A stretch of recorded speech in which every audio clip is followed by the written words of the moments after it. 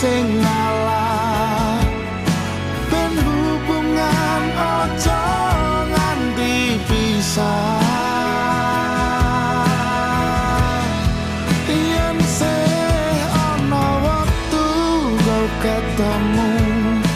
pisan wae tak sikep awakmu